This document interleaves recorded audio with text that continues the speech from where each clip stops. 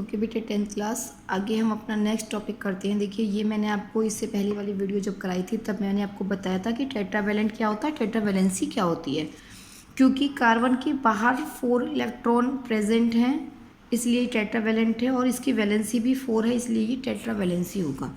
ठीक है, अब हम देखते हैं कि वैलेंसी के बेस पर तो अगर हम लेविस डॉट स्ट्रक्चर, मैंने आपको पहले भी कराया है लेविस डॉट स्ट्रक्चर, तो लेविस डॉट स्ट्रक्चर के अकॉर्डिंग कार्बन को अगर हम शो करेंगे तो कार्बन के बाहर 4 होते हैं इसलिए हम इसके बाहर 4 बिंदी या फिर 4 हम क्रॉस दिखाएंगे। इसका मतलब हुआ कि ये अपने साथ किन्हीं 4 चीज़ों को अपने साथ जोड़ सकता है। जैसे कि अगर हमने मान लो ये कार्बन लिया और कार्बन के साथ हमने ये 4 वैलेंसी दिखाई, और अगर हम इसकी स्ट्रक्चर ड्रॉ करेंगे तो ये अपने साथ अगर हम एक एक देखें तो ये इस तरीके से अपने साथ एक एक हाइड्रोजनों को जोड़ सकता है, इस तरीके से। ठीक है, तो एक शेयरिंग इसने हाइड्रोजन से कर ली, एक इसने इस तरीके से हाइड्रोजन इसके साथ ले लिया, ये इसके साथ, ये इस तरीके से ये इन्होंने शेयर कर लिया, और कार्बन इन सब के एक एक ले लेगा। तो इस तरीके से इनमें शेयरिंग हो जाएगी। तो इसी तरीके से अगर हम CO2 की स्ट्रक्चर मैंने आपको ड्रॉ करके बताई थी, तो कार्बन की वैलेंसी कितनी है, 4 है, और ऑक्सीजन की कितनी होती है, 6। ऑक्सीजन के बाहर कितने होते हैं, ऑक्सीजन के बाहर 2 और 6, तो आउटर मोस्ट में कितने हुए, 6, तो 6 हो गए, तो 4 6, और इधर भी ऑक्सीजन के बाहर 2 4 और 6। ठीक है, तो कार्बन क्या करेगा, ये ऑक्सीजन है वो 2 की इससे शेयरिंग कर लेगा।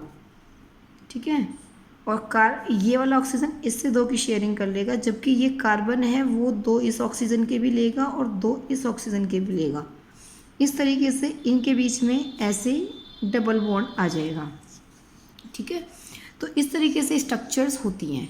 तो यहाँ तक आपको मेरे हिसाब से समझ में आया होगा। इसके बाद हम देखते हैं कि अगर हमसे कहा जाए कि C2H6 इसके स्ट्रक्चर बनाइए, तो C2H6 की यहाँ पे हमारे पास एक ही कार्बन था तो हमने चारों हाइड्रोजन चारों तरफ लगा दिए, लेकिन यहाँ पे हमसे कहा जा रहा है कि 2 कार्बन है और 6 हाइड्रोजन है, तो हम ऐसे दिखाएंगे, 2 कार्बन दिखा दिए और 6 हाइड्रोजन है, तो एक हाइड्रोजन इधर एक ऐसे, इस तरीके से ये हो जाएंगे।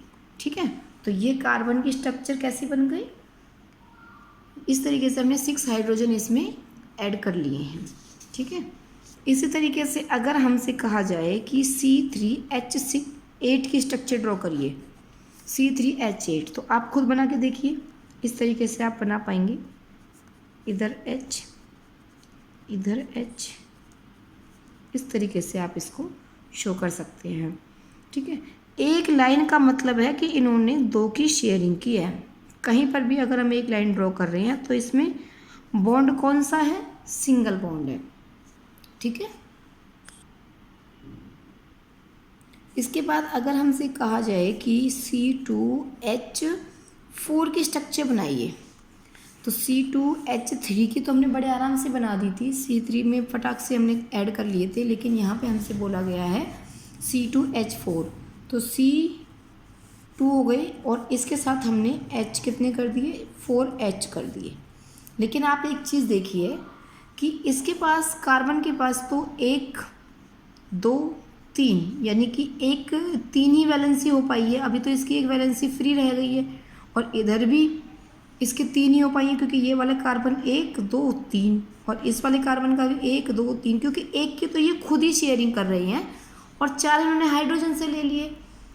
तो इस कंडीशन में हम क्या करते हैं, इसका मतलब क्या हुआ, कार्बन का यहाँ पे डबल बॉन्ड है। जैसे कि इधर ड्रॉ करके दिखाती हूँ मैं आपको, इधर कार्बन की ये वैलेंसी हो गई 4 हो गई, तो 4 में एक हाइड्रोजन से ले लिया, एक इधर हाइड्रोजन से ले लिया, एक इधर हाइड्रोजन से ले लिया, एक इधर हाइड्रोजन से ले लिया। ठीक है, तो ये वाले के पास कार्बन के पास 1 2 3 4 5 6 और 2 ये इससे लेगा, हो गए 8। ऐसे ही ये वाला है, ये 2 इसके साथ लेगा, तो इसमें कितने आ गए, डबल। ठीक है, तो इस तरीके से इसकी जो बॉन्डिंग आएगी वो डबल आएगी। तो इसका मतलब अगर मैं आपसे ये कहूँ कि C2H2 की ड्रॉ करो, तो ये तो आप बहुत अच्छे से कर ही लेंगे फिर तो, क्योंकि दोनों कार्बनों के साथ हमें एक हाइड्रोजन इधर और एक हाइड्रोजन इधर जोड़ना है। तो इस कार्बन की वैलेंसी कितनी हुई, एक इधर एक इधर, इस कार्बन की एक इधर और इसकी भी एक इधर। तो इसका मतलब ये दो दो ही जोड़ा है, अभी दो और जोड़ सकता है, तो यहीं पे जोड़ देंगे हम उसको। तो इसका मतलब इसमें क्या आया, ट्रिपल बॉन्ड। तो इसके अंदर कौन सा बॉन्ड था, डबल बॉन्ड था, इसके अंदर ट्रिपल बॉन्ड है, कोवलेंट ट्रिपल बॉन्ड। कौन सा बॉन्ड है, कोवलेंट ट्रिपल बॉन्ड। ये मैंने आपको पहले भी कराया है, 3rd चैप्टर जब मैंने आपको कराया था तो आपको बॉन्डिंग वहाँ भी सिखाई है। और जैसे हमने C2H6 की ड्रॉ की थी इस तरीके से, ठीक है, तो ये भी हमने जब किया तो ये कैसे हुआ था, सिंगल बॉन्ड है इसमें, तो इसमें कौन सा आ गया, कोवलेंट सिंगल बॉन्ड।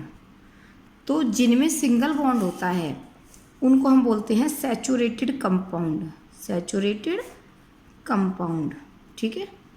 और जिनमें डबल बॉन्ड होता है या ट्रिपल बॉन्ड होता है, ये दोनों के दोनों डबल और ट्रिपल, इनको हम बोलेंगे अनसैचुरेटेड कंपाउंड, ठीक है, इनको हम बोलेंगे अनसैचुरेटेड कंपाउंड।